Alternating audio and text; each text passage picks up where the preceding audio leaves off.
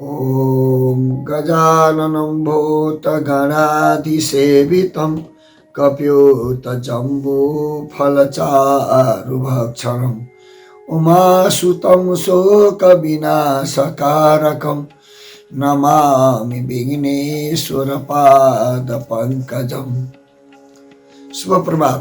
म प्रस्तोता कृष्ण प्रसाद लामिछाने तपाईलाई प्रभातकालीन ओमको नमन अर्पण गर्दै तपाईको राशिफलमा फेरि पनि सदा चाहिँ उपस्थित भइसकेको छु। तपाईलाई हार्दिक स्वागत छ। राशिफल भन्दा पहिला प्रारम्भ गर्छौं आजको पञ्चाङ्गबाट। आज मिति विक्रम सम्वत 2082 साल माघ महिनाको 20 गते मंगलबार।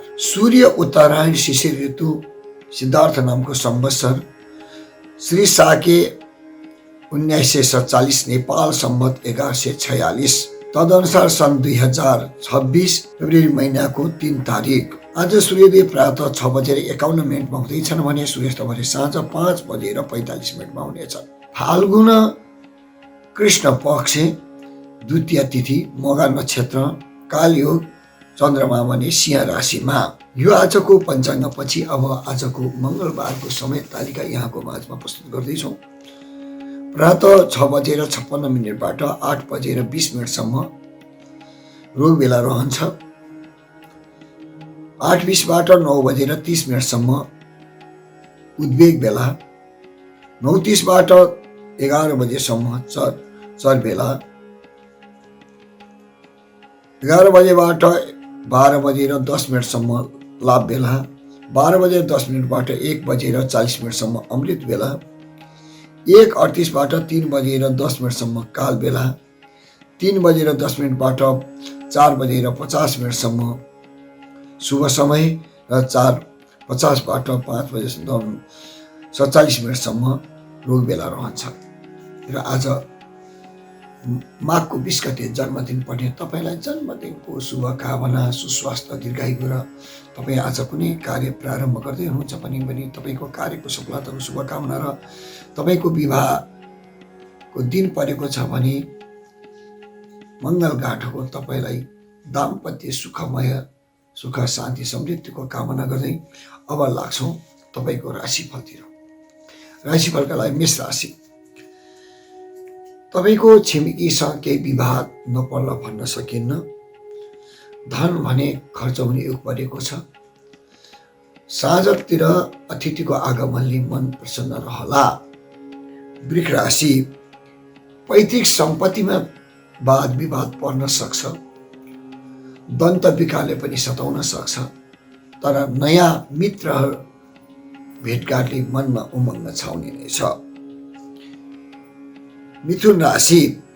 प्रियजनसँग टाढी नपर्ने दिन देखिन्छ। निर्माण सामग्रीमा धन खर्च नहोला भन्न सकिन्न। मिष्टान्न भोजनको योग परिरहेको छ। कर्कट राशि। तपाईलाई आज प्रेममा प्रस्ताव आउने योग परेको देखिन्छ। स्वरोजगारमा फाइदै होला। कुरा काट्नेबाट भने सतर्क रहँदा राम्रो हुने देखिन्छ। सिंह राशि।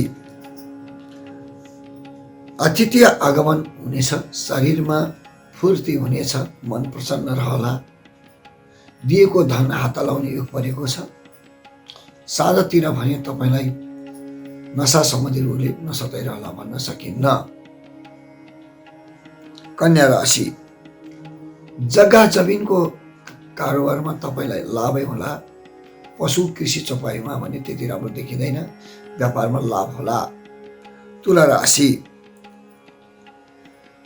वैतनिक मार्ग सफल रहनेछ। न्यायिक मार्ग अधुरो रहला।